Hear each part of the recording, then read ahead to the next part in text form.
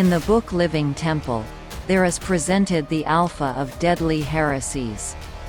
The Omega will follow, and will be received by those who are not willing to heed the warning God has given. I am instructed to speak plainly. Meet it, is the word spoken to me. Meet it firmly, and without delay.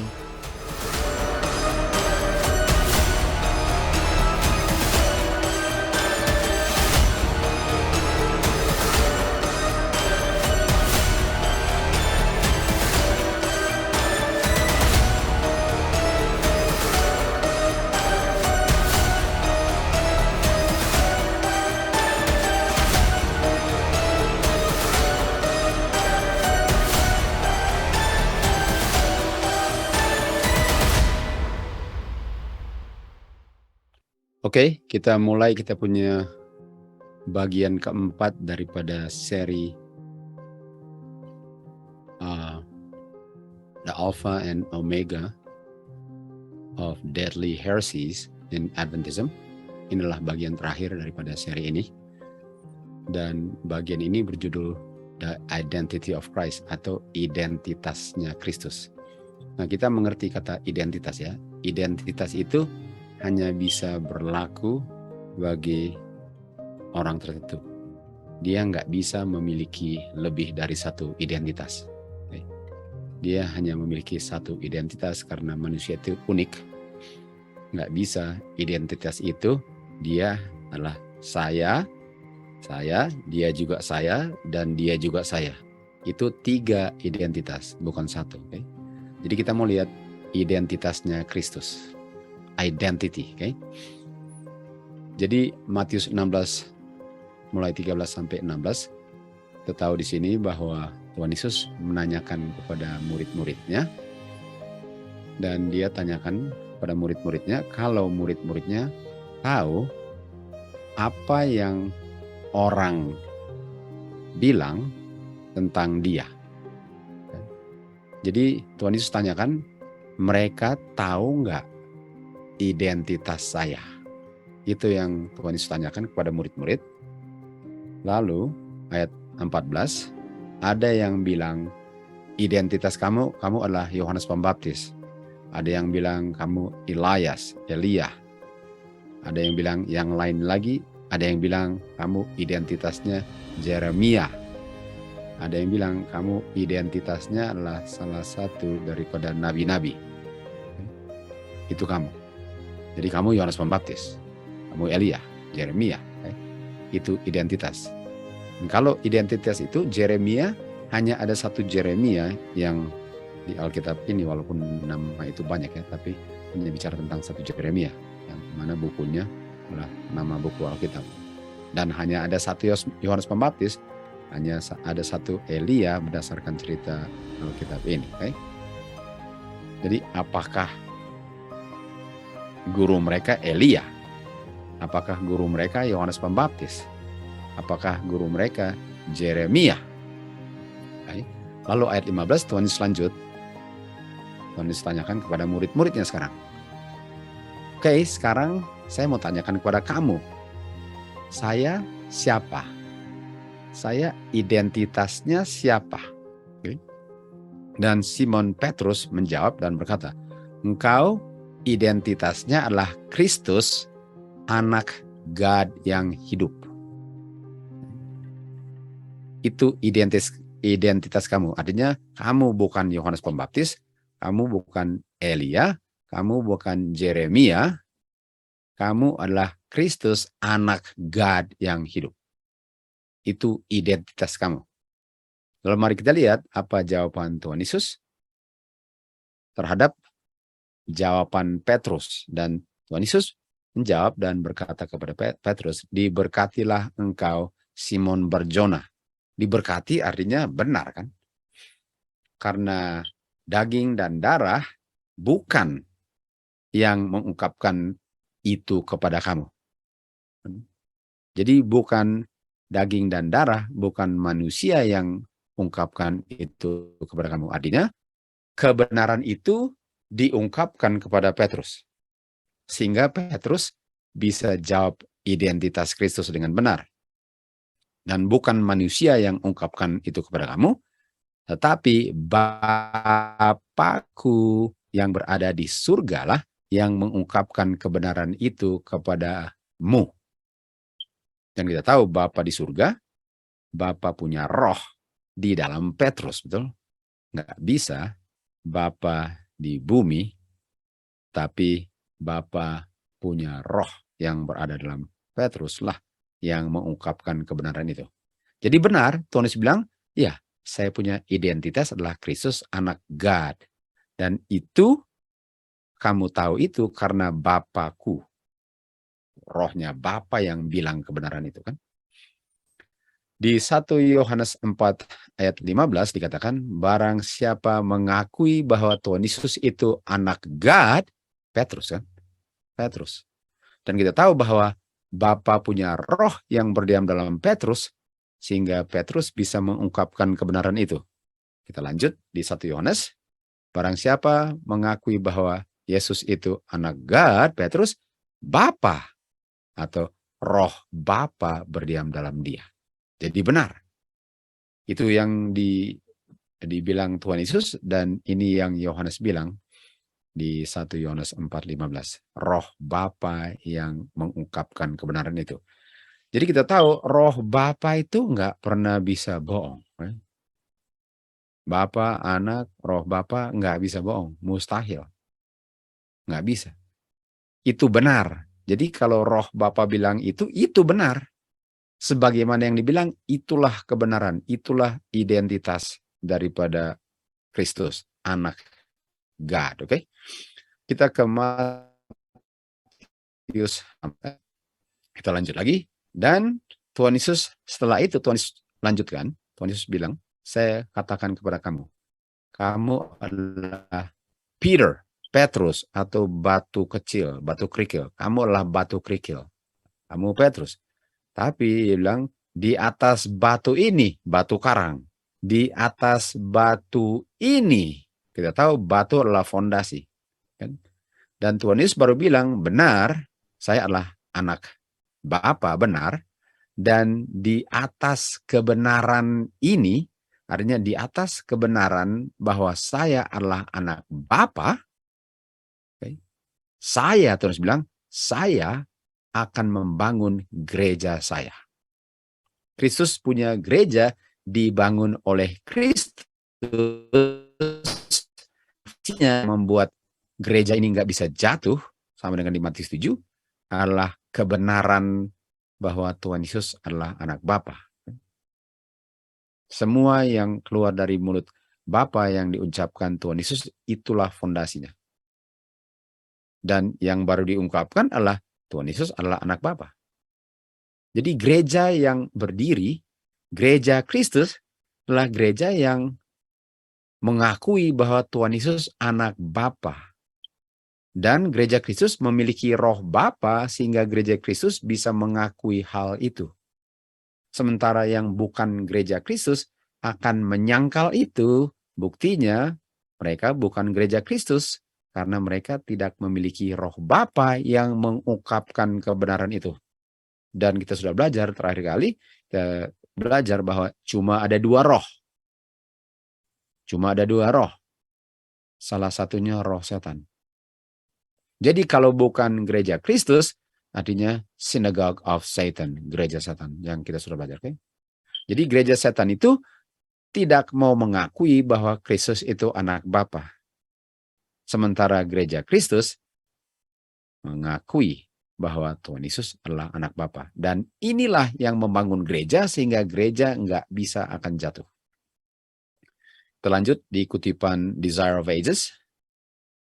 Petrus mengungkapkan kebenaran, yang Petrus bilang adalah kebenaran.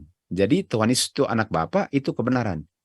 Petrus mengungkapkan kebenaran yang adalah fondasi daripada iman gereja. Betul? Jadi Petrus ungkapkan kebenaran. Petrus ungkapkan kebenaran.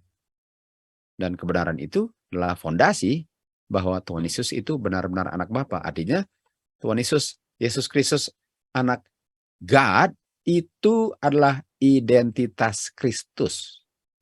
Nggak ada yang lain yang bisa memiliki identitas itu, karena setiap manusia atau Bapa dan Anak pun identitasnya berbeda. Nggak ada dua oknum lalu identitasnya sama. Nggak bisa itu. Itu namanya false identity. Itu mencuri identitas. Saya mukanya begini, tapi saya ada KTP orang lain. Nggak bisa itu. Oke, Kolose 1 ayat 15 dan 16. Kita lihat di sini. Tuhan Yesus, kita tahu ini bicara tentang Tuhan Yesus. Tuhan Yesus adalah image daripada God yang tidak bisa dilihat. Nah, tidak bisa dilihat ini bukan berarti nggak ada bentuknya, tapi manusia nggak bisa melihatnya kan. Manusia sudah terpisah oleh dosa. Jadi Tuhan Yesus adalah image daripada God yang manusia dosa ini nggak bisa lihat. Dan Tuhan Yesus adalah firstborn. Firstborn itu sama dengan anak sulung, anak pertama, yang pertama lahir. Dan banyak orang menggunakan ayat ini untuk bilang bahwa, oh ini bicara tentang waktu dia lahir sebagai manusia. Ini waktu dia lahir dari Maria, dia firstborn. Tapi waktu di surga dia nggak firstborn. Ini bicara tentang waktu dia lahir dari Maria. Mari kita lihat bahwa ini bukan bicara waktu dia lahir dari Maria, firstborn ini. Buktinya dikatakan bahwa Tuhan Yesus adalah image daripada invisible God, firstborn yang lahir pertama dari semua makhluk yang pernah ada, termasuk Maria. Jadi ini menunjukkan bahwa semua makhluk termasuk Maria ada setelah firstborn.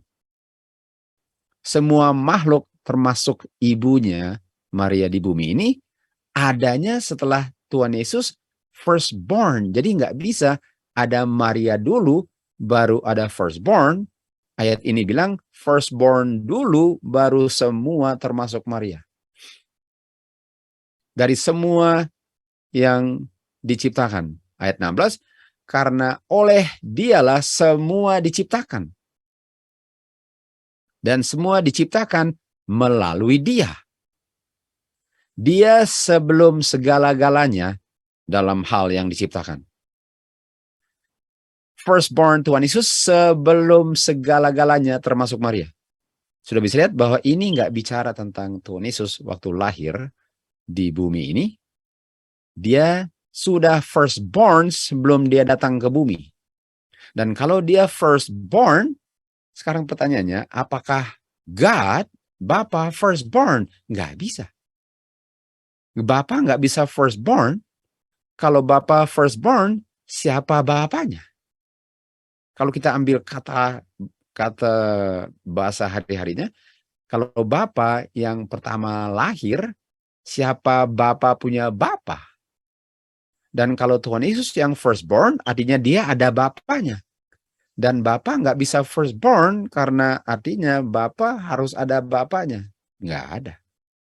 Artinya harus ada Bapa dulu, baru ada firstborn, baru semuanya termasuk Maria diciptakan. Dan ayat 17, melalui dia semua menjadi ada.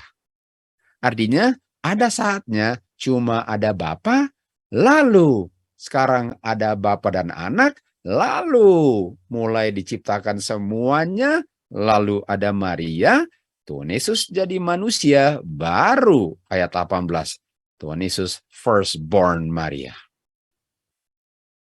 Jadi Tuhan Yesus 2 kali firstborn, dari Bapa dan dari Maria. Dan yang dari Maria ayat 18, yang dari Bapa ayat 15. Jadi dengan ayat ini kita bisa lihat bahwa Tuhan Yesus bukan Bapa, Tuhan Yesus anak Bapa. Alkitab sangat kerjasama dalam kebenaran ini karena Alkitab adalah sistem kebenaran yang nggak salah.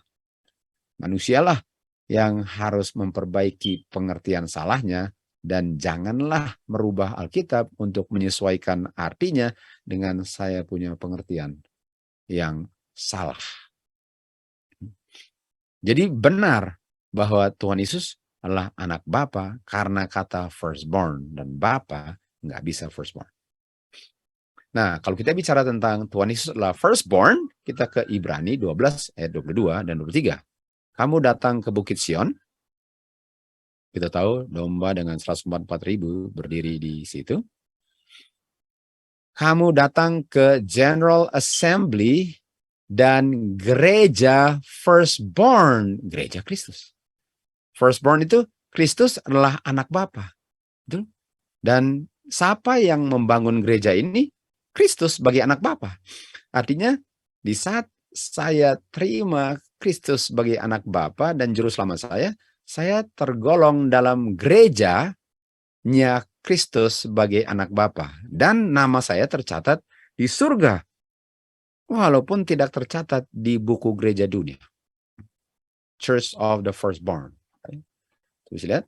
Jadi ini adalah gerejanya Kristus yang nggak pernah akan bisa ditumbangkan. Kenapa? Karena bagaimana mau taklukkan ini? Kalau ini kota living God, Yerusalem di surga, anggotanya termasuk malaikat-malaikat yang nggak bisa dihitung jumlahnya, dan setan nggak pernah bisa kembali ke situ, dan kebenaran Tuhan nggak pernah bisa taklukkan. Makanya gereja yang Kristus bangun nggak pernah bisa ditumbangkan. Karena yang mau coba tumbangkan, sudah ditumbangkan Kristus. Hanya kalau kita mengakui Tuhan Yesus adalah anak Bapa dan menjadi bagian daripada tubuhnya, gerejanya, barulah kita nggak bisa hilang. Jatuh. Oke.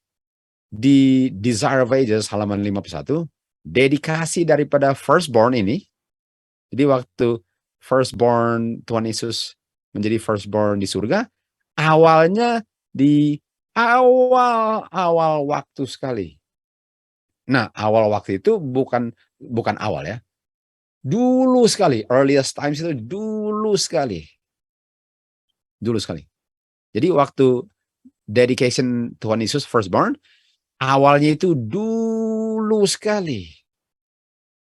Bapa atau God sudah menjanjikan untuk memberikan firstborn. Coba ya. Bapa memberikan firstborn surga untuk selamatkan manusia. Jadi yang berikan firstborn Bapa. Jadi Bapa punya anak diberikan sebelum ada manusia. Diberikan dalam rencana kan. Jadi Bapa sudah siap untuk memberikan anaknya sebelum ada yang diciptakan.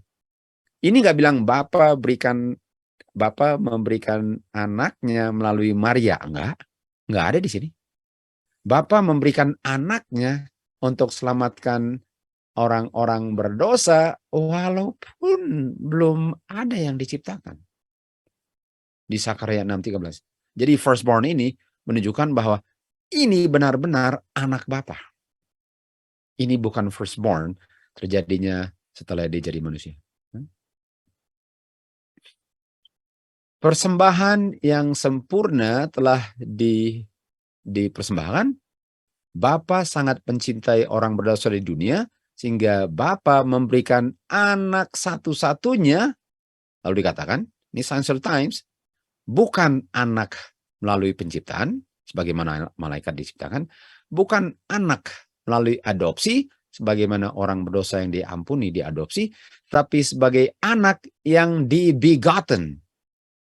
Begotten itu kayak firstborn. Di dalam express image daripada Bapa punya identitas individual kan. Jadi benar-benar anak. Jadi anak sudah dipersembahkan, dan anak ini bukan anak ciptaan, bukan anak adopsi, tapi anak yang keluar dari Bapa. Itu firstborn. Dan kalau kita lihat dalam express image daripada Bapa, itu anak diberikan, dikatakan di Youth Instructor, sebelum Kristus datang menjadi seperti manusia, dia sudah ada dalam express image of his person, dan itu bicara tentang Son of God. Dia sudah firstborn sebelum dia datang ke bumi. Jadi kita bisa lihat bahwa Tuhan Yesus benar-benar anak bapa, bukan dia menjadi anak bapa dalam peranan waktu di dunia. Karena sebelum datang ke dunia, dia sudah anak bapa. Bukan waktu dia ke dunia, dia bilang, saya anak bapa dalam kurung, saya berperan sebagai anak bapa, karena sebelum saya datang, saya bukan anak bapa. Jadi kita bisa lihat bahwa Alkitab dikonfirmasi dengan Roh Nubuat sangat jelas. Dan kita lihat di sini bahwa Tuhan Yesus selalu anak bapa di surga, dia nggak berperan sebagai anak bapa. Bapa tidak memberikan only begotten of Mary. Bapa nggak memberikan satu-satunya anak Maria. Bapa memberikan satu-satu anaknya. Jadi tumbang, sangat tumbang. Pengertian bahwa ini peranan. Spiritisme modern berfondasi dalam hal-hal atau dalam fondasi yang sama, yang kata lain daripada spiritisme dalam bentuk yang baru adalah witchcraft atau penyembahan iblis. Jadi spiritisme, witchcraft dengan penyembahan iblis itu sama, yang dilarang untuk dilakukan oleh God di surga waktu diberikan larangannya kepada orang Israel, termasuk umat Tuhan kapan saja. Ini sudah bilang di dalam firman Tuhan yang mengatakan di akhir zaman akan banyak tinggalkan iman. Okay? Jadi biarpun saya masih di denominasi yang awalnya benar, itu nggak ada gunanya kalau saya sudah tinggalkan imannya sementara masih dalam naungan denominasi yang saya pikir benar.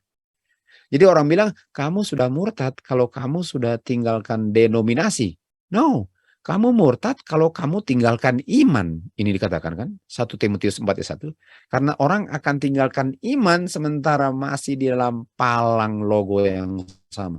Dan waktu mereka tinggalkan iman, masih dalam logo yang sama, masih dalam denominasi yang sama, sekarang mereka mendengar roh-roh jahat, roh iblis. Jadi sekarang mereka melayani roh iblis, sudah tinggalkan iman, dan iman apa? Fondasi. Iman adalah fondasi. Mereka waktu tinggalkan fondasi, artinya kalau mereka tinggalkan fondasi, artinya mereka tinggalkan kebenaran bahwa Tuhan Yesus anak Bapa, dia adalah firstborn of the begotten sebelum dikirim ke dunia, itu ditinggalkan, dan sekarang mereka mendengar roh iblis punya doktrin. Dan tentu saja, roh iblis punya doktrin ini bilang bahwa Tuhan Yesus bukan anak Bapa. Jadi setiap kali kamu baca di Alkitab dia anak Bapa, itu peranan waktu dia ambil peranan itu sebagai manusia. Tapi sebelum manusia, dia bukan anak. Itu adalah ajaran iblis-iblis. Di buku Tesalonika 2 menunjukkan kepada pekerjaan setan dalam spiritisme sebagai peristiwa yang akan terjadi persis sebelum Tuhan Yesus datang kedua kali.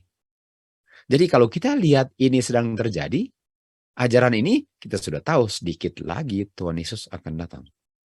Tuhan Yesus bicara tentang kedatangan kedua kalinya, dia bilang akan ada pekerjaan-pekerjaan setan dengan kuasa dan tanda-tanda mujizat. Dan Petrus bilang bahayanya yang mana gereja ini akan menghadapi di akhir zaman.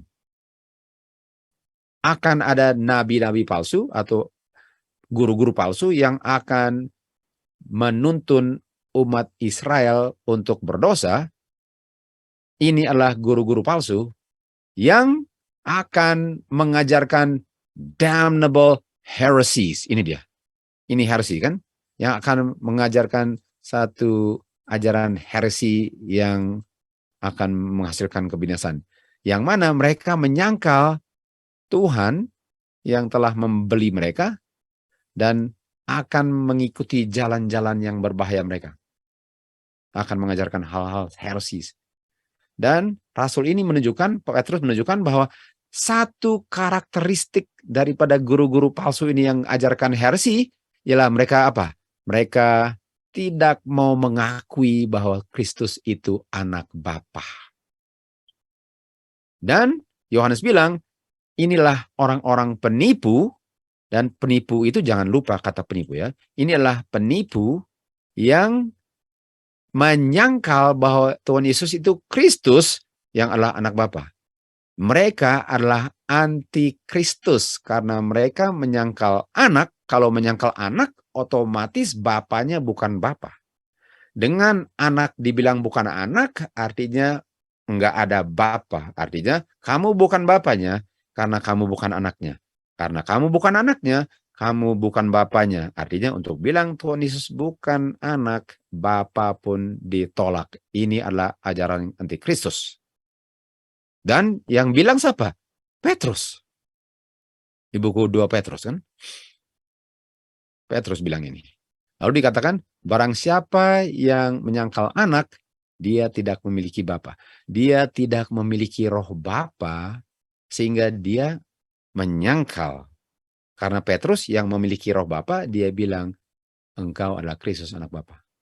Dan inilah ajaran spiritisme yang menyangkal Kristus, yang menyangkal atau menolak Bapa dan anak. Dan Alkitab mengatakan ini adalah pengungkapan anti-Kristus di akhir zaman yang terjadinya persis sebelum Tuhan Yesus datang kedua kali. Jadi kita sudah tahu bahwa kita sudah di akhir zaman dan Tuhan Yesus mau datang karena ini adalah salah satu tanda bahwa kedatangannya sudah di ambang pintu. Kristus disangkal oleh yang mengaku sebagai gerejanya tapi bukan, bahwa dia bukan anak Bapa. Mari kita lihat, anti-Kristus adalah spiritisme, adalah witchcraft, dan mereka menyangkal Kristus adalah anak Bapa. Nah, kalau kita ke Wahyu 18:23, semua sudah tahu ini, bahwa yang menipu seluruh dunia adalah sorceries. Dan sorceries adalah obat-obatan, apotek, farmasi, farmakia, magic, dengan witchcraft. Artinya di akhir zaman, di akhir zaman inilah mereka akan tertipu dengan menyangkal Kristus sebagai anak Bapa dan tertipu juga melalui suntikan-suntikan ini semua. Dan kita sudah lihat ini tipuan. Sekarang banyak sekali mengungkapkan bahwa ini tipuan. Sementara dari awal sudah diajarkan, kita sudah tahu dari awal pandemik ini, inilah tipuan, tapi dunia mulai dapat bahwa ini tipuan. Mereka mulai lihat bahwa ini tipuan. Ini sorceries adalah uji coba, seakan-akan uji coba, oke, kalau kalian rela untuk terima ini supaya bisa kerja, supaya bisa dapat paspor, untuk terbang, kalau kamu rela, artinya kamu rela yang lain juga. Kamu rela jual jiwa kamu untuk kebenaran kamu, kamu rela untuk menyangkal kebenaran kamu, hanya untuk bisa naik kapal terbang, hanya bisa untuk masuk toko dan semua itu. Kamu rela disuntik dengan sesuatu yang kamu nggak tahu apa. Kamu main percaya aja, itu tipuannya. Ini spiritisme, ini witchcraft, ini antikristus, ini demon worship. Ini demon worship, ini witchcraft. Ini pekerjaan setan. Inilah false prophet, ini damnable heresies. Satu paket semua dari setan. Dan kita sudah lihat hasilnya di akhir zaman di mana banyak orang sudah tunduk. Sudah tunduk kepada kuasa ini, sementara kelas berat mengaku sebagai gereja Kristus. Ada dua kesalahan yang besar. Immortality of the soul dengan Sunday sacredness. Dan setan akan membuat banyak orang tertipu dalam tipuan dua ini. Immortality of the soul adalah fondasi spiritisme. Dan yang terakhir, ikatan simpati dengan Roma. Sementara Protestan Amerika, artinya Protestan Amerika adalah agama yang mengaku Protestan di Amerika, denominasi, akan mengulurkan tangannya dan berjabat tangan dengan spiritisme atau pharmacy atau medication, witchcraft, sorceries, okay? Atau menyangkal Tuhan Yesus anak Bapa, okay? Demon worship, witchcraft, mendengar ajaran setan, antikristus. Ini gereja yang mengaku Protestan akan merangkul doktrin ini dan akan merangkul Roma. Dan dalam ikatan tiga ini, Amerika Serikat, mulai di Amerika dan seluruh dunia, akan mulai mendikte doktrinnya dan akan tidak menghargai hak asasi manusia lagi. Jadi kita sudah lihat bahwa ini menunjukkan akhir zaman. 3 roh katak sedang bekerja, sementara banyak umat Tuhan yang mengaku umat Tuhan sedang nyenyak tertidur, hanya sangat peduli dengan mau ke sini, mau ke situ, jalan-jalan sini, jalan-jalan situ. Sementara umat Tuhan yang setia sedang siap jalan-jalan ke surga untuk 1000 tahun. Kita lihat James White di sini. Bapa lebih besar daripada anak. Kenapa? Kenapa Bapa lebih besar dari anak? Karena Bapa duluan dari anak. Gitu. Dari mana kita bisa lihat ini ya? Anak menjadi sama dengan Bapa, okay? Karena anak terima segala-galanya dari Bapa. Nah, mari kita lihat itu sini. Anak sama dengan Bapa karena anak terima dari Bapa. Nah, ini nggak bilang anak sama dengan Bapa dan nggak ada yang terima apa-apa.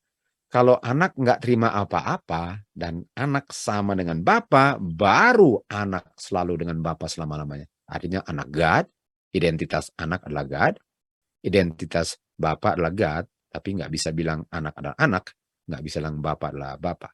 Jadi God satu ini identitasnya, dan yang satu God juga identitasnya.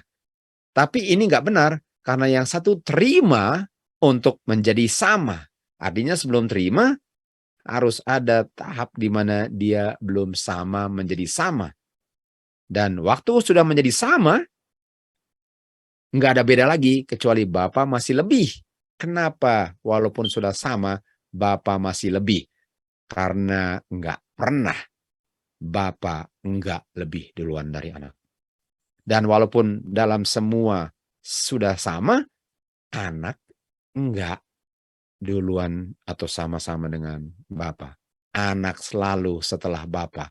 Dan dalam hal itu, Bapa lebih dari anak walaupun anak diangkat pun.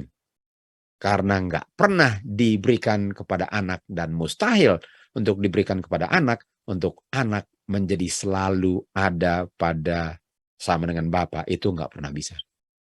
Jadi kalau bilang Bapa sama dengan anak, Bapa masih lebih karena Bapa duluan ada. Dan nggak pernah awalnya ada. Itu James White. Sekarang kita ke roh nubuat. God adalah Bapanya Kristus. Sini, jelas sekali. Dan Kristus adalah anaknya God.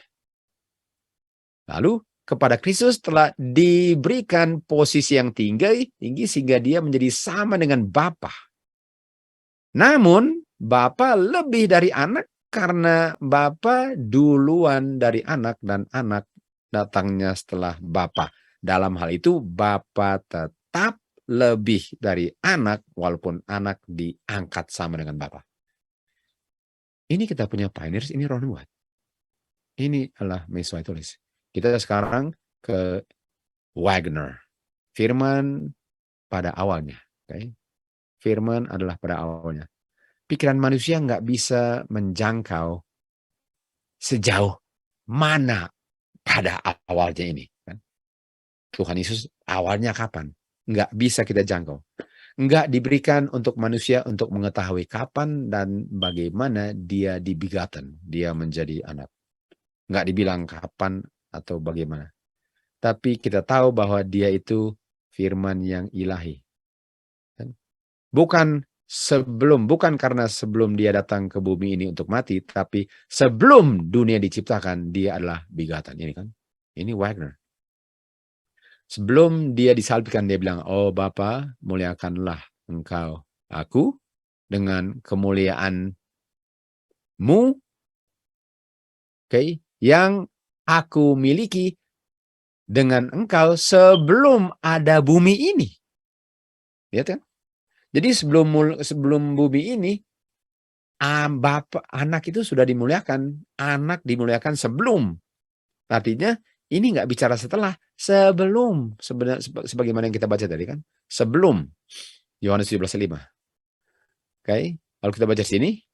Dikatakan, engkau Bethlehem, Efrata, walaupun kamu kecil di antara beribu-ribu Judah, thousands of Judah, tapi keluar dari kamu akan keluar yang akan menjadi ruler di Israel, yang going forth adalah asal-usul.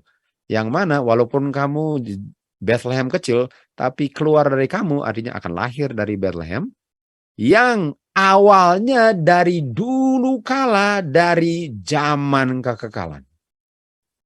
Jadi walaupun dia ada awalnya di bumi, tapi sebelum di bumi, dia sudah ada awalnya sebelum bumi ini dan semua yang diciptakan. Maika 5 ayat 2.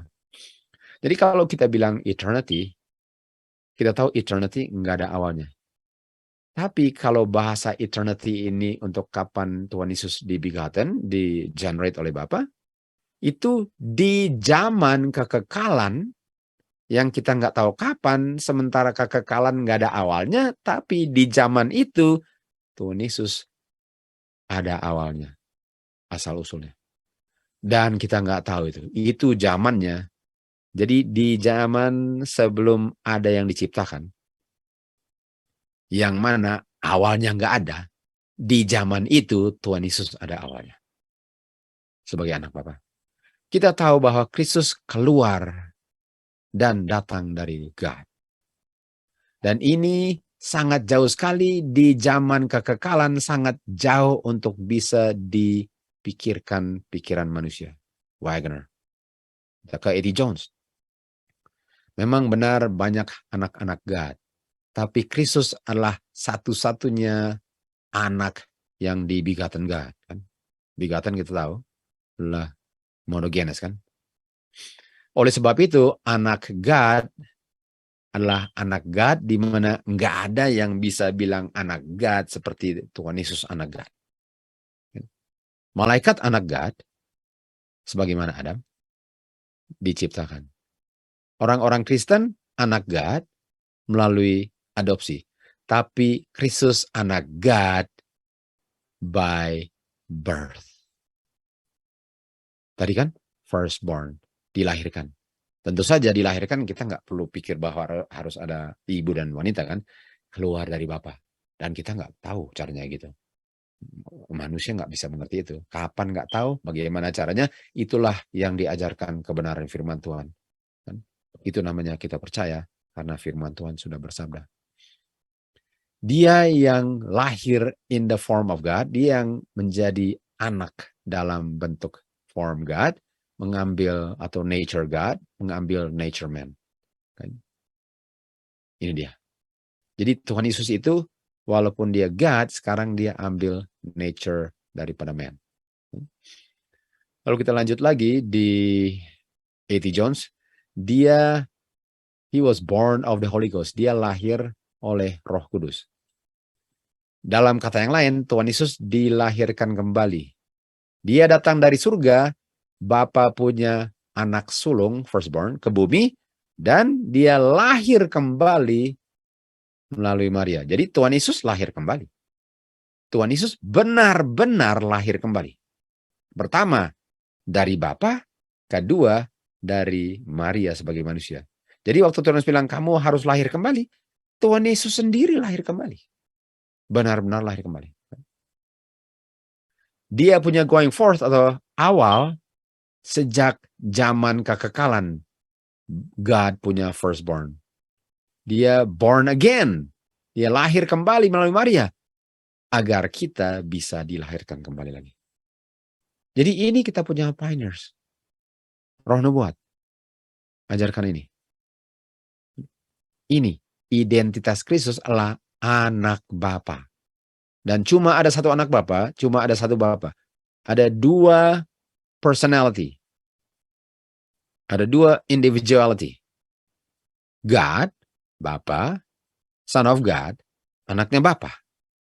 Bapa lebih, karena duluan, Bapa angkat anak menjadi sama, tapi anak nggak pernah bisa sama dalam hal Bapa duluan ada. Itu identitas. Kita ada krisis identitas. Umat Tuhan sedang menghadapi krisis identitas di mana dia nggak tahu siapa God-nya, dia nggak tahu siapa. Misteri. identitas krisis ini misteri, nggak ada yang tahu. Dan kalau Tuhan Yesus bukan anak God, sementara kita manusia bisa menjadi son of God karena Tuhan Yesus anak God, artinya kalau Tuhan Yesus memang bukan anak God, manusia nggak pernah menjadi sons of God. Nggak pernah. Karena kita menjadi sons and daughters of God itu sangat berketergantungan terhadap Tuhan Yesus sebagai anak God. Artinya kita nggak pernah bisa diselamatkan kalau kita bukan sons of God karena Tuhan Yesus bukan son of God. Bisa lihat betapa mematikannya ini. Nah, kita lihat di Adventist Review Januari 6, 1994 katakan yang diyakini Adventist sudah berubah dan ajaran mengenai Yesus Kristus ini sangat mengejutkan. Kita sudah lihat kan, sudah berubah. Berubahnya mengenai Kristus. Oke, mengenai Kristus. Ini 1994 ditulisnya. Lalu kita lihat di buku Understanding Trinity yang sebelah kanan ini. Hubungan Bapa dan Anak di dalam Godhead, walaupun pengertian Godhead-nya beda, harus dimengerti dalam pengertian simbolik, metaphorical sense. Artinya harus dalam bentuk simbol. Ini buku di sebelah kanan ini bilang, Bapa dan Anak punya hubungan itu bukan Bapa dan Anak. Itu simbol. Seandainya dia Bapa dan dia anak, begitulah, tapi ini bukan Bapa dan itu bukan anak, karena ini cuma simbol. Jadi sama dengan saya bilang ini, seandainya kamu adalah anjing dan monyet, tapi bukan. Kamu bukan anjing dan monyet. Seandainya kamu kucing, tapi kamu bukan kucing. Ini seandainya dia anak Bapa tapi bukan, dan seandainya kamu bapaknya anak tapi bukan. Ini yang diajarkan di Trinitas, buku-buku Advent, Books of a New Order, yang ditulis bahwa ini semua adalah peranan. Nah, mari kita baca di Adventist Review ini, dan kita baca apa yang ditulisnya. Rencana keselamatan mencakup perjanjian yang dibuat oleh 3 individual, 3 identitas daripada Godhead yang memiliki karakter daripada keilahian yang sama.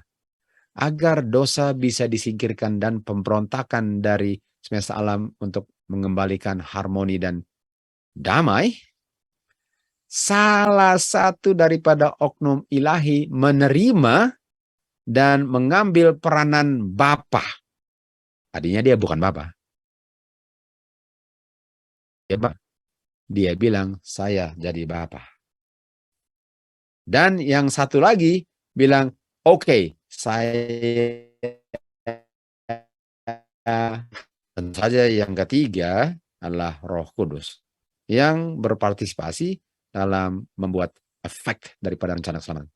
Dan ini semua terjadinya sebelum dosa dan terjadi pemberontakan di surga. Artinya, Sakaria 6 ayat 13, kutipan ini bilang ada 3. Sementara Alkitab bilang antara mereka berdua. Jadi kita bisa lihat bahwa ini adalah ajaran antikristus kelas berat karena nggak ada kebenaran ini di Alkitab. Lalu kita diharap untuk terima walaupun nggak ada kebenaran Alkitabnya karena mereka bilang benar. Dengan menerima peranan ini, dengan menerima artinya saya bukan Bapa tapi saya berperan sebagai Bapa. Kamu bukan anak, walaupun kamu saya panggil anak. Oknum ilahi ini tidak kehilangan kuasa keilahiannya masing-masing. Cuma pakai nama yang bukan nama mereka. Mengenai mereka punya kehadiran dan karakter yang lain, mereka satu dan sama. Artinya walaupun kamu anak, tapi kamu bukan anak, kamu sama dengan saya. Walaupun kamu Bapa, kamu nggak lebih dari saya, tapi saya sama. Artinya kita awalnya sama, nggak ada yang lebih duluan. Sementara tadi diajarkan bahwa satu menjadi sama tapi nggak pernah bisa sama dalam pengertian bahwa Bapa duluan. Sementara ini diajarkan semua sama, semua nggak ada yang duluan. Dan anak itu bukan anak, cuma bersandiwara sebagai anak. Bapa itu bukan Bapa, cuma bersandiwara sebagai Bapa. Mereka semua satu dan sama. Sama equal artinya sederajat dalam kuasa dan semua itu. Mengenai rencana keselamatan, anak tentu saja harus tunduk kepada yang dibilang Bapa. Jadi walaupun dia tunduk, itu bukan berarti bahwa dia lebih rendah dari Bapa, tapi itulah sandiwaranya. Jadi kalau ada orang nonton telenovela dan dia nangis, jangan pikir dia nangis. Dia sedang berperan untuk nangis, tapi kamu nggak bisa percaya bahwa dia sedang sedih. Karena inilah sandiwara. Jadi rencana keselamatan dijalankan sebagai sandiwara. Jadi kalau bilang, inilah anakku. Jangan percaya itu. Itu bukan anak, bukan. Saya sangat mencintai kamu sehingga saya berikan anak saya. Oh, hebat sekali mereka punya sandiwara. Bukan anak kok, artinya nggak sedih dong. Bukan anak, betul? Jadi manusia yang benar-benar ada bapa dan anak, sekarang kita harus mengerti sebagaimana bapa dan anak. Jadi bapa bilang, waduh sedih sekali kasih anaknya. Artinya saya lebih sedih dong daripada yang bilang bapa, karena yang dia berikan bukan anaknya. Sementara saya berikan anaknya.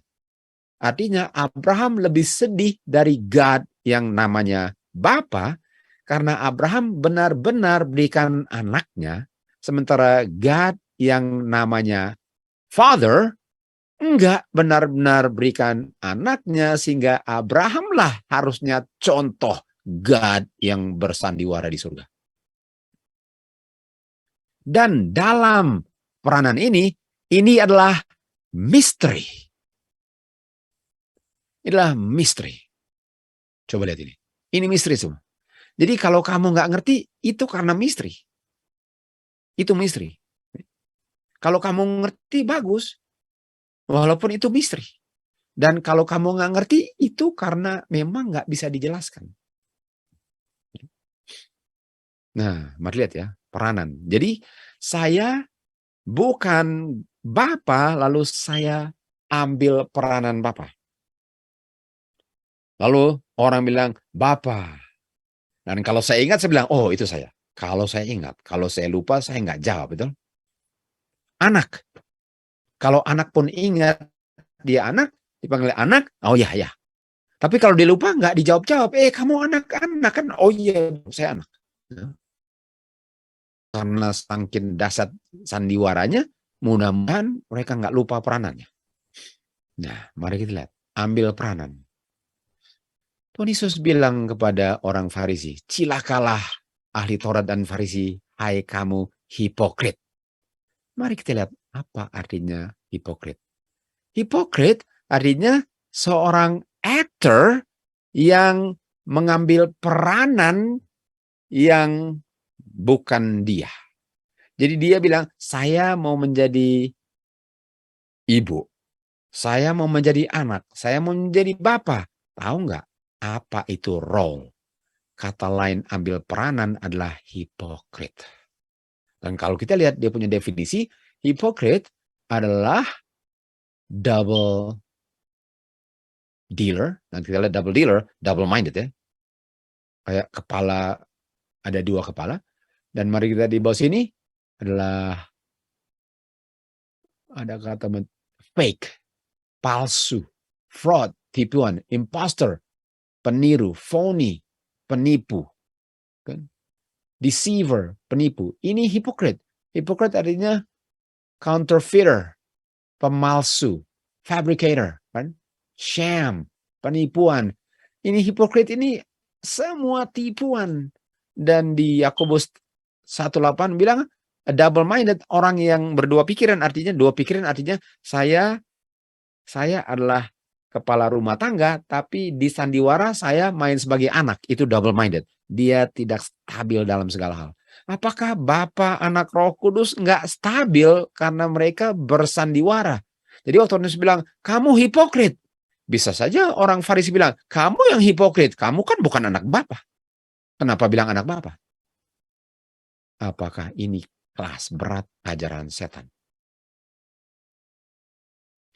Matius 4:3. Kita lihat Tuhan Yesus digoda setan dan setan bilang, kalau kamu anak Bapa, artinya kamu hipokrit. Karena kamu sebenarnya bukan anak Bapa. Artinya saya nggak percaya kamu anak Bapa. Makanya saya bilang, kalau kamu anak Bapa. Nah, mari lihat ya. Mari lihat permainan ini. Jadi di saat saya percaya bahwa Tuhan Yesus bukan anak Bapa, sekarang saya tanya, apakah kamu anak Bapa? Yang benar. Bukan kali. Lalu tanya lagi, apakah kamu anak Bapa? Bukan. Kan? Bukan. Di saat saya sudah mulai terima tipuan setan bahwa saya meragukan Tuhan Yesus anak Bapa, berikutnya apa? Saya sembah setan. Ayat 9. Saya sembah setan. Jadi di saat saya ragukan Tuhan Yesus anak Bapa, ujung-ujungnya setan yang saya sembah. Lalu Tuhan Yesus bilang apa? Enyahlah engkau setan. Saya tahu identitas saya. Kamu tahu saya punya identitas, saya pun tahu identitas saya. Saya nggak perlu buktikan kepada kamu, saya tahu identitas saya. Kamu nggak perlu ragukan saya sangat tahu identitas saya. Enyahlah engkau. Lalu apa yang terjadi? Ayat 11, setan tinggalkan dia. Apa? Kalau Tuhan Yesus, karena Tuhan Yesus tahu identitasnya, kalau saya tahu identitas saya sebagai anak Bapa, kalau saya gereja Kristus, setan akan tinggalkan. The gates of hell shall not prevail. Pintu gerbang neraka nggak akan menelan saya ke dalamnya. Saya nggak akan bisa jatuh kalau saya tahu identitas saya sebagai anak-anak Bapa. Sebagaimana Tuhan Yesus tahu dia anak Bapa, setan tinggalkan Tuhan Yesus. Oke, kita ke Wagner. Dengan mengargumentasi ekualitas yang sempurna daripada Bapa dan Anak, kenyataannya bahwa Kristus itu adalah nature-nya God, kita nggak mau mengerti dan mencari mengerti bahwa ajaran bahwa Bapa enggak sebelum Anak. Jadi karena mereka sama, itu bukan berarti bahwa Bapa bukan sebelum Anak atau Anak selalu sama dengan Bapa. Hanya karena mereka sama, kan? Nanti orang pikir bahwa artinya Bapa dan Anak selalu ada atau seperti gitulah. Hanya karena dibilang sama bukan berarti sama dalam hal nggak ada awalnya sama-sama. Tapi sama karena diangkat. Tapi nggak pernah sama 100% karena Bapa selalu duluan dari Anak. Selain itu 100%. Itu yang dimaksudkan yang kita sudah baca tadi. Bahwa Tuhan Yesus adalah the only begotten Son daripada God. Dia dibegotten, bukan diciptakan. Dia punya substance, bahan tubuh dalam bahasa manusia daripada Bapa. Dia adalah bagian tubuh Bapa. Sebagaimana Anak 100% dari ibu dan Bapa kan. Bahannya dari Bapa. Anak juga bahannya dari Bapa. Dan karena anak dari Bapa, nature-nya sama. Sebagaimana manusia yang dilahirkan nature-nya sama dengan orang tuanya karena bahannya sama, anak pun nature-nya sama. Dalam hal itu dia adalah God nature-nya. Sama dengan anak itu manusia nature-nya dengan Bapa dan Ibu kan. Dia adalah Bapa dan Ibu nature-nya, tapi dia bukan bapaknya atau dia bukan ibunya.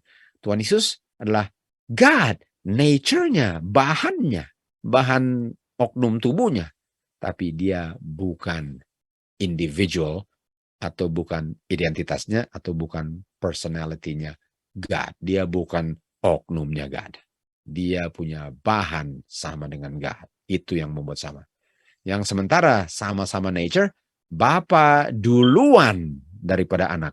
Dan oleh sebab itu Bapa lebih dari Anak karena Bapa tidak ada awalnya. Sementara Kristus punya oknum kepribadian individual identitasnya ada awalnya. Apakah kita jelas mengenai identitas Kristus ini. God is love. Karena God sangat mencintai orang berdosa di dunia, lihat ini ya, dia berikan anaknya. Dia sudah ada anak yang dia berikan. Dia nggak berikan anaknya Maria. Dia berikan anaknya sendiri untuk Maria. Dan semua. Lalu dikatakan, kasih yang seperti ini nggak bisa ditandingi besarnya. Nggak ada kasih yang lebih besar dari ini. Apa yang nggak bisa lebih besar dari ini? Bahwa seseorang meletakkan kehidupannya untuk teman-temannya. Sekarang, kita tahu ini berlaku bagi Tuhan Yesus. Tuhan Yesus meletakkan hidupnya. Oke, kita lihat ya. Tuhan Yesus meletakkan hidupnya. Tapi kita tahu bahwa substance daripada anak apa? Bapa. Dan dengan Tuhan Yesus sama dengan Bapa, dia punya substance. Ini sama dengan Bapa punya substance. Bapa punya substance. Jadi dengan berikan anaknya itu, dan semuanya sama, bedanya Bapa nggak ada awalnya, Tuhan Yesus ada awalnya. Selain itu sama dengan Bapa memberikan dirinya di dalam anaknya. Dalam hal itu sama. Jadi katakan, nggak ada kasih yang lebih besar selain Bapa memberikan anaknya. Nggak ada kasih yang lebih besar selain Bapa memberikan satu-satu anaknya bagi dunia yang sudah mau dibinasakan. Okay? Jadi, kalau ini kasih yang terbesar, bukankah inilah tipuan setan terbesar untuk sembunyikan supaya kita nggak pernah lihat kasih Bapa? Karena kita tahu dengan melihat kasih Bapa, kita akan remuk, hancur, dan kita bertobat, dan kita diselamatkan. Tapi kalau kita nggak pernah lihat kasih Bapa yang sempurna ini, bagaimana manusia bisa diselamatkan? Artinya setan mau menyembunyikan kenyataan bahwa Bapa berikan anaknya. Karena dengan Bapa berikan anaknya, benar-benar anak, itu kasih Bapa. Jadi kalau anaknya bukan anaknya, itu bukan kasih Bapa. Karena hanya dengan berikan anaknya, itu kasih Bapa diungkapkan. Sehingga kasih Bapa mau disembunyikan dengan yang bilang Bapa tapi bukan Bapa, memberikan yang bukan anaknya yang sedang bersandiwara menjadi anak. Kalau yang terima bilang, itu sih bukan kasih. Abraham punya kasih lebih besar daripada itu. Setan mau menyembunyikan kasih Bapa dengan menyembunyikan anaknya. Bapa memberikan anaknya yang sama dengan dirinya. Tapi Bapa lebih besar karena Bapa duluan ada. Dengan memberikan satu-satu anaknya, Bapa memberikan dirinya di dalam anaknya. Dan nggak ada kasih yang lebih besar daripada ini di semesta alam. Dan disinilah setan mau sembunyikannya. Dengan pura-pura angkat anak. Dan dengan angkat anak ke posisi lebih tinggi, tersembunyilah kasih Bapa. Dia yang tidak mengasihi, tidak mengenal God. Karena God itu adalah kasih. Love. Di dalam hal inilah kasihnya God diungkapkan. Jadi kalau bilang God is love, nggak bisa. God is good, tapi dia bukan anaknya. Oh itu bukan. Itu God is good yang luntur namanya. Nggak bisa bilang God is good, tapi anaknya bukan.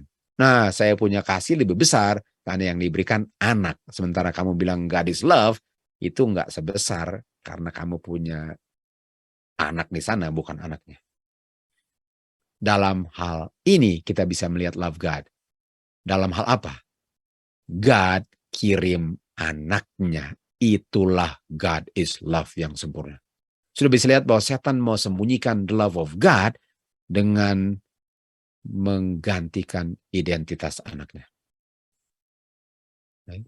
Jadi kita bisa lihat di sini bahwa nggak ada yang bisa pisahkan kita dari love God yang sempurna selain Atau kecuali kita nggak bisa lihat love-nya melalui anaknya yang bukan anaknya.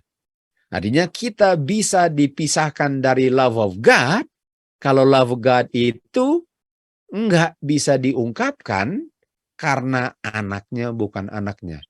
Kita bisa dipisahkan untuk selama-lamanya. Dan yang memisahkan kita apa? Dosa. Artinya kalau saya tidak mau mengaku bahwa Kristus adalah anak Bapa dan dosa itu memisahkan, itu dosa besar.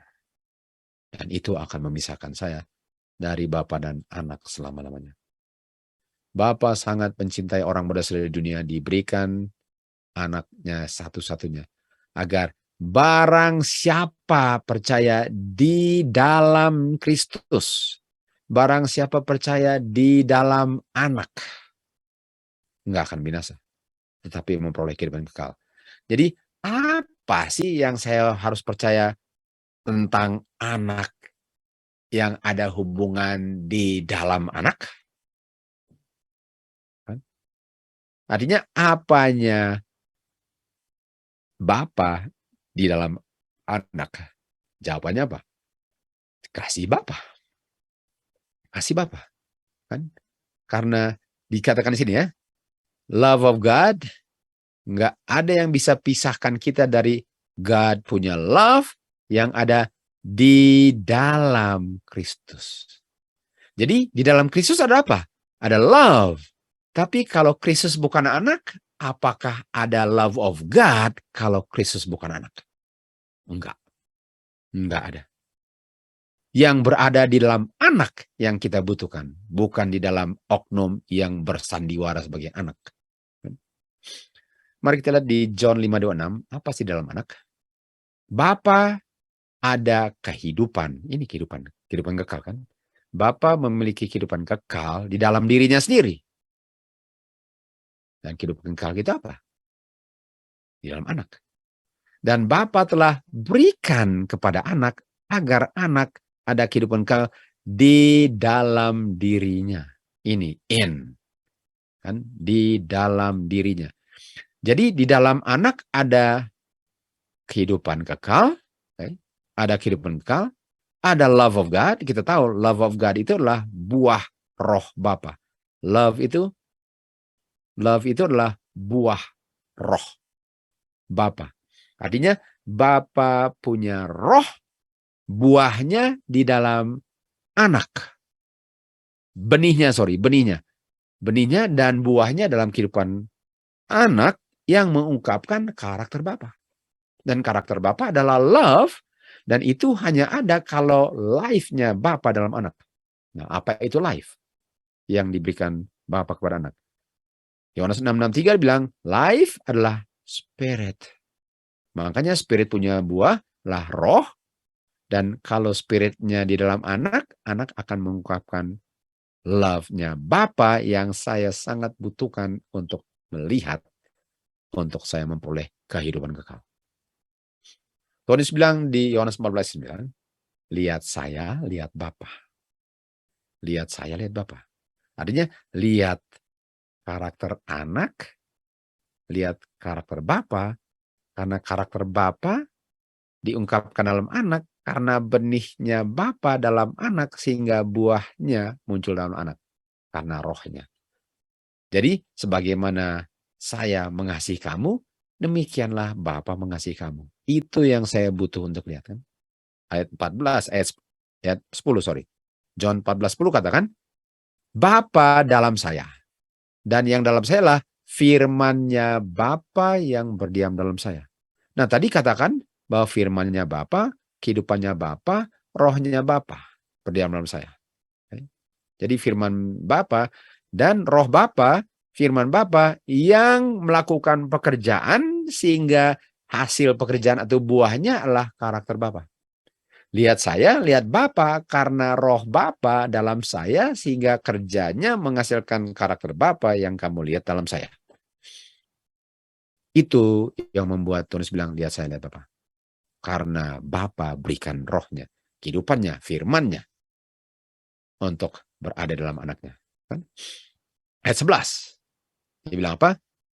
Kalau kamu nggak percaya apa yang saya bilang, paling kurang percaya pekerjaan saya. Tadi katakan bahwa Bapa yang bekerja kan? Kalau Bapa yang bekerja, Bapa bekerja melalui dia punya roh. Artinya rohnya Bapa adalah rohnya anak sehingga hasil kerjanya menghasilkan karakter yang sama. Artinya kalau kamu benar-benar kenal Bapa, kamu akan kenal karakternya.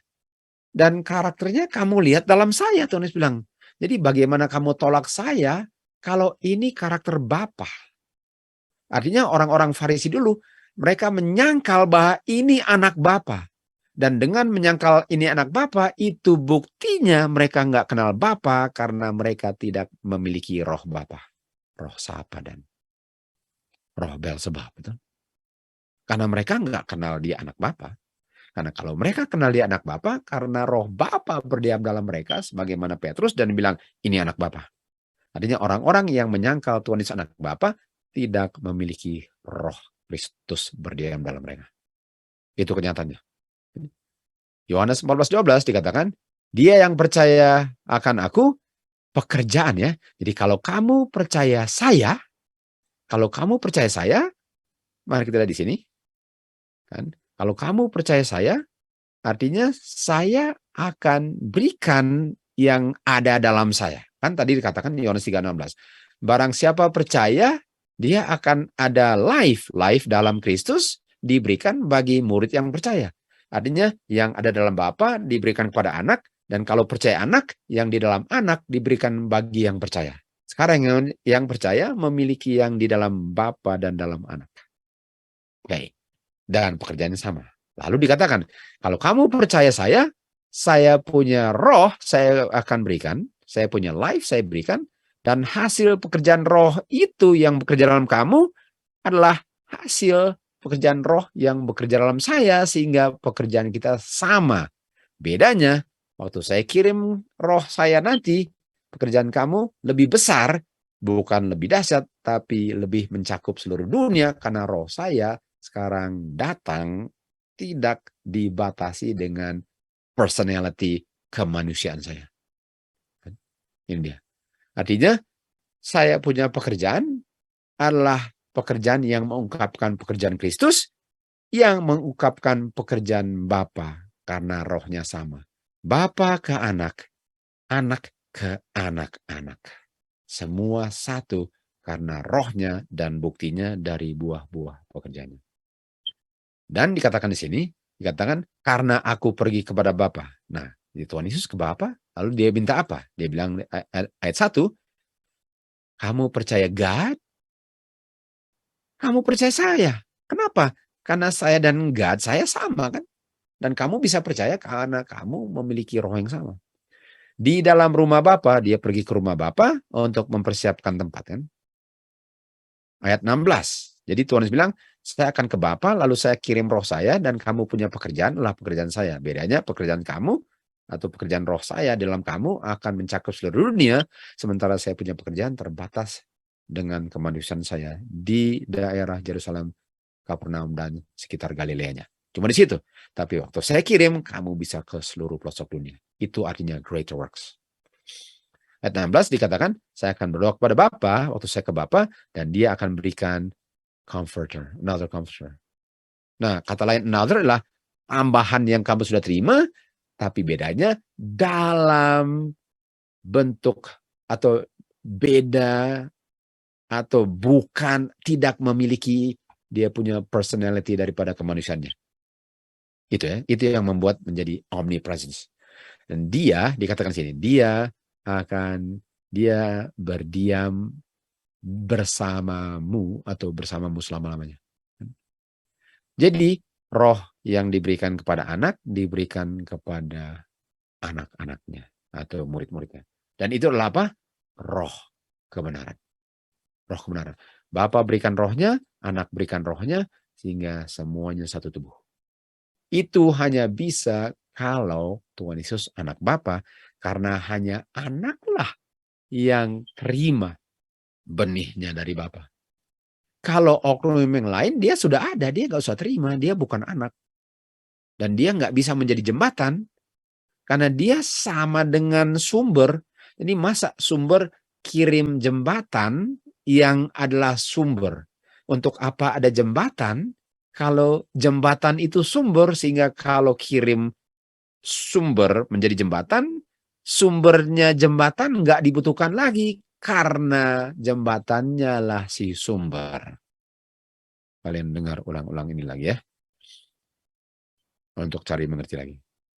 Jadi roh kebenaran itu berada dalam Bapa, berada dalam Anak, dan berada dalam anak-anaknya. Bapa memiliki rohnya dalam anaknya, dan anak-anaknya. Inilah keluarga Bapa. Lalu dikatakan, kita lanjut lagi sini ya. Lalu dikatakan, tetapi kamu mengenal dia. You know him. Nah, you know him artinya ini bicara present. Kamu tahu dia sekarang. Jadi kamu tahu dia dan dia adalah saya. Jadi bilang saya akan kirim roh, dan bukankah roh itu di dalam Kristus kan? Jadi kamu kenal dia, jadi kamu kenal saya. Lalu dia bilang, dia berdiam dengan kamu. Dengan artinya saya berdiam dengan kamu. Lalu dia bilang apa? Dia akan ada dalam kamu. Jadi kamu kenal, saya sedang dengan kamu, tapi nanti dia akan di dalam kamu. Jadi sekarang kamu lihat personality-nya, individuality-nya. Nanti kamu nggak lihat sayanya, tapi itu masih saya tanpa tubuh manusia saya. Itu yang dia bilang. Ini hanya bisa kalau Tuhan Yesus anak Bapa. Tuhan Yesus bilang, saya nggak akan biarkan kamu tanpa penghibur. Lalu dia bilang apa? Saya akan datang. Saya punya roh akan datang. Dia nggak bilang dia akan datang. Walaupun dia bilang dia. Iya, dia itu tanpa kemanusiaannya. Dia bilang apa? Saya. Ini saya. Tanpa kemanusiaan saya akan datang. Ini saya. Ini saya. Ini bukan oknum yang lain. Ini saya. Dalam Trinitas, oknum Roh Kudus. Roh Kudus bukan Tuhan Yesus. Jadi kalau Roh Kudus bukan Tuhan Yesus nggak bilang saya, dia akan datang. Sementara Tuhan Yesus bilang, saya. Ini saya tanpa tubuh kemanusiaan saya. Ini saya. Yohanes 17, Tuhan Yesus bilang, agar murid-murid semua, 12 murid-murid bisa menjadi satu. Nah kita tahu bahwa murid-murid tetap 12. Masih ada 12 personalities. Masih ada 12 person, tapi satu. Sama dengan Bapa, satu dengan Anak, tapi ada 2 personality. Bapa dalam aku dalam engkau. Mereka 12, satu, karena yang membuat Tuhan Yesus dengan Bapa satu, roh. Dan yang membuat murid-murid satu dengan yang lain, roh. Dan yang membuat murid-murid satu dengan Bapa dan Anak, roh. Itu yang membuat mereka satu. Bukan tiba-tiba murid-murid sisa menjadi satu, lalu Bapa dan Anak cuma satu. Enggak. Masing-masing mempertahankan personality, individuality-nya. Sementara karakter, semuanya itu satu. Dan kemuliaan yang engkau berikan kepadaku, kita tahu yang diberikan adalah apa? Life. Roh. Dan roh yang hasil pekerjaannya adalah kemuliaan yang engkau berikan kepadaku, John 5:26, aku berikan kepada mereka agar mereka bisa menjadi satu, sebagaimana kita pun satu. Artinya yang membuat Anak dan Bapa satu, roh. Yang buat murid-murid satu dengan Tuhan Yesus, roh. Harus berikan roh. Dan roh inilah roh Bapa dalam Anak. Roh Bapa yang adalah roh Anak dalam murid-muridnya. Ini tangganya. Ini bukan dari atas langsung loncat ke bawah, karena di tengahnya sebenarnya di atas. Ini dari paling tinggi turun ke Anaknya, lalu turun ke anak-anaknya. Ini dia punya tingkatan. 2 Korintus 3:18 dibilang, apa itu kemuliaan?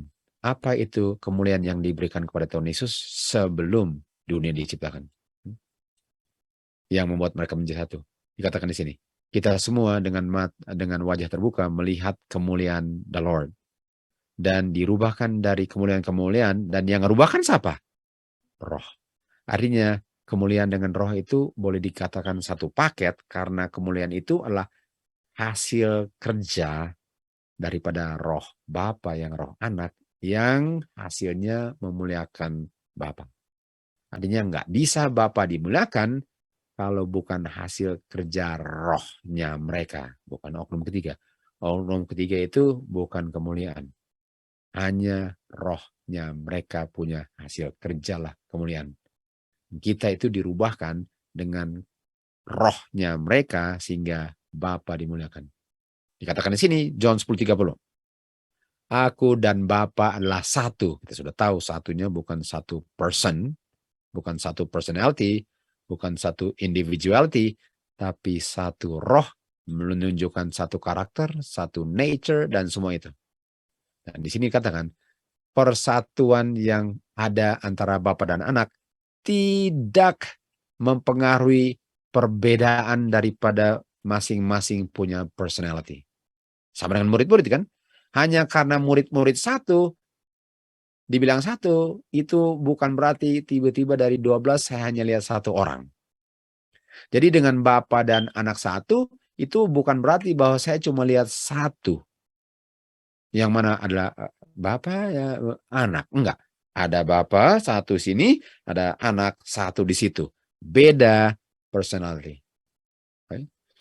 Dan orang-orang yang percaya Kristus pun akan menjadi satu dengan Kristus. Dan mereka, walaupun menjadi satu dengan Kristus, mereka enggak Kristus.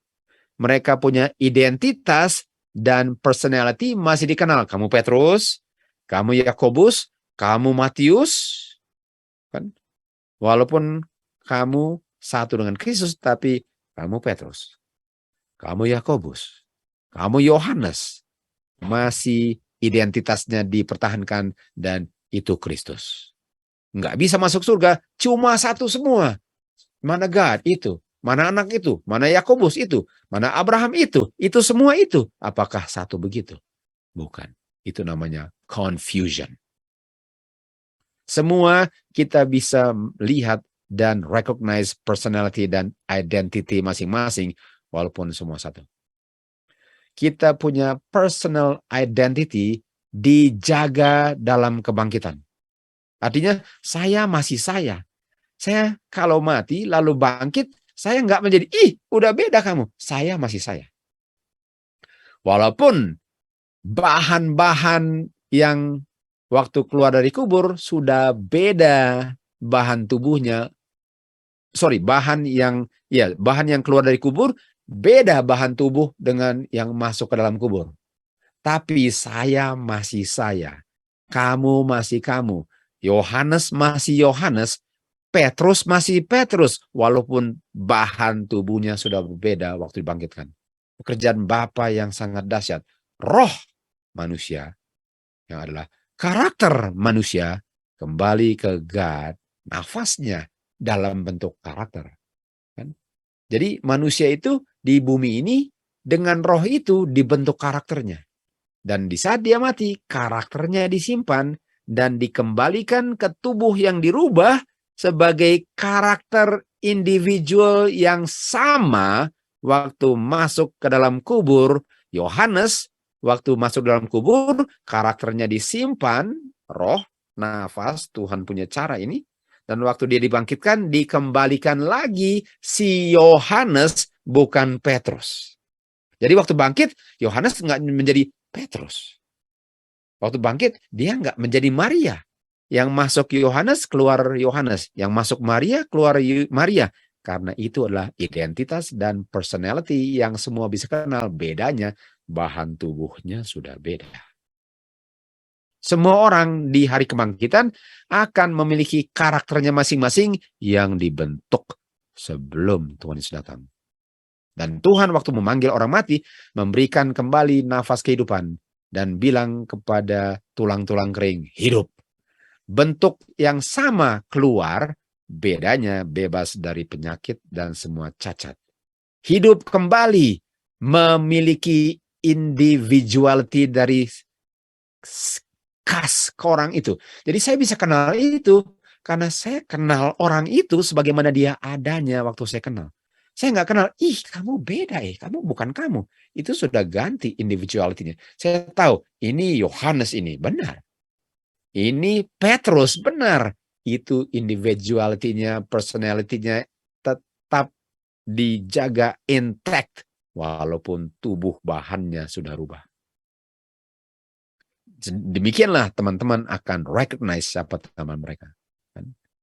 Nggak ada dalam hukum Bapa dalam alam yang menunjukkan bahwa Bapa memberikan identitas yang sama, yang tubuhnya sama sebelum dia masuk kubur. Artinya tubuhnya keluar beda bahannya, nggak bisa mati lagi, nggak bisa seperti manusia sebelum masuk kubur. Tapi identitas karakternya, personality-nya sama waktu keluar dari kubur, nggak dirubah di awan-awan. Sebelum masuk kubur, begitulah keluar kubur karakter manusia kalau melewati kuburan. Bapa akan memberikan kepada orang-orang yang dibangkitkan tubuh yang menyenangkan dia. Tubuh yang pleasing bagi dia. Jadi yang paling penting apa? Kita punya spirit karakter itu. Kalau kita mau diangkat ke awan-awan tanpa harus dirubah lagi, kita harus memiliki roh Bapa yang dalam anak. Sehingga kita dibentuk sesuai dengan karakter, siap untuk diangkat di awan-awan waktu Tuhan datang. Tubuhnya dirubah, karakternya dirubah sebelum tutup pintu. Dibangun di atas pasir. Barang siapa percaya perkataan-perkataan ini dan melakukannya, kan dia sama seperti orang yang bijaksana yang membangun rumahnya di atas fondasi batu. Tuhan Yesus. Dan rumah gereja itu nggak akan jatuh, nggak akan dibinasakan oleh doktrin palsu, karena didirikan di atas kebenaran bahwa firman Tuhan lah, firman Kristus sebagai anak Bapa lah, yang menopang kebenaran dia sehingga dia nggak bisa hilang. Apa kebenaran itu? Engkau adalah Kristus, anak God yang hidup. Dan roh Bapa lah yang ungkapkan kebenaran itu. Dan disitulah ini kata build. Berdasarkan itulah Kristus yang membangun gerejanya. Di mana setan punya tipuan muslihat tidak bisa menjatuhkan gereja Kristus. Yang satu dengan anak dan Bapa nggak bisa disentuh.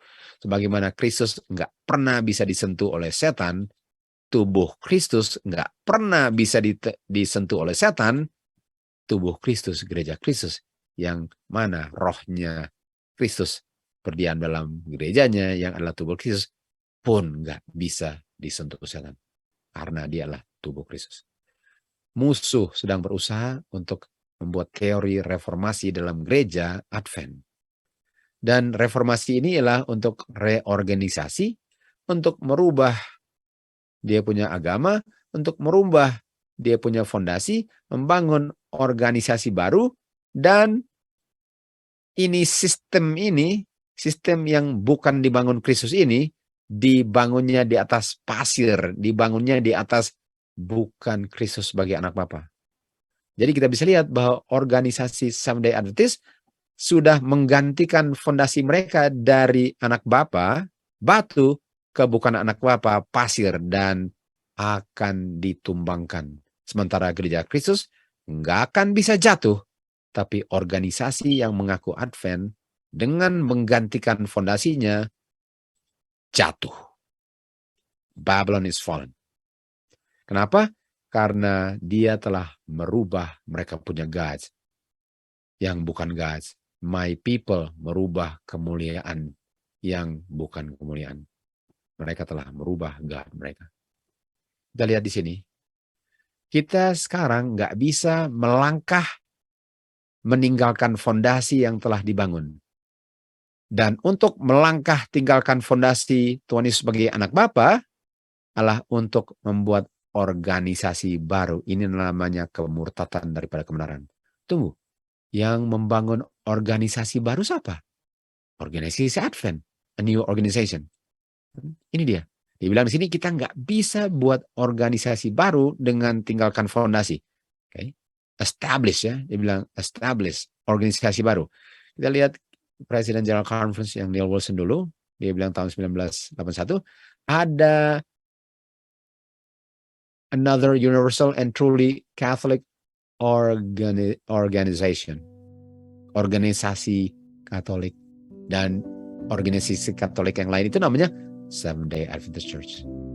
Ini a new organization, namanya Catholic Organization, dan kita tahu mereka punya fondasi pasir karena mereka bilang bahwa Trinitas, dan itulah organisasinya. Dan Presiden GC bilang kita punya Advent ini adalah truly, sungguh-sungguh organisasi Katolik. Inilah kemurtatan dari kebenaran. Jadi apakah doktrin yang berdiri sebagai tiang iman kita sudah ditinggalkan? Sudah.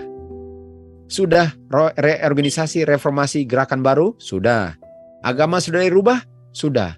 Prinsip yang menopang selama 50 tahun sejak Miss White menulis ini sudah dibilang salah dan dibuang? Sudah. Apakah buku-buku tentang Trinitas sudah ditulis? Sudah. Sistem intellectual philosophy sudah di-establish? Sudah. God, pencipta hari Sabat, disingkirkan? Sudah. Bergantung kepada kuasa manusia? Sudah. Fondasi di atas pasir? Sudah. Apakah tunggu tanggal main di mana akan tumbang 100% karena di atas pasir dibangunnya? Sudah secara spiritual. Dan dikatakan, Tuhan Yesus bilang, saya sudah bilang loh sebelum terjadi, supaya waktu terjadi kamu bisa percaya. Sudah terjadi. Firman Tuhan benar karena sudah dinubuatkan, dan yang dinubuatkan sedang terjadi. Diberkatilah mereka yang membaca, yang mendengar firman nubuatan yang sedang digenapi ini, dan mempertahankan, memelihara apa yang tertulis di dalamnya. Sehingga waktu terjadi, kita siap untuk menghadapinya karena kita mengantisipasinya, karena kita lihat ini sudah dinubuatkan, dan waktu digenapi, kita melangkah untuk menurut, karena kita antisipasi. Karena apa? Karena firman nubuatan sedang digenapi. Kita memiliki a more sure word of prophecy. Whereunto ye do well that ye take heed. Kita sudah tahu bahwa kemurtatan ini terjadi karena mereka tidak take heed warning yang Tuhan telah berikan kepada mereka, sehingga mereka hanyut dalam tipuan ini karena mereka tidak take heed a more sure word of prophecy. Sampai di sini kita punya seri daripada the Alpha and Omega of Deadly Heresies in Adventism. Tuhan Yesus sudah mau datang. Bersiap-siap, siaga, karena sedikit lagi pintu akan tertutup.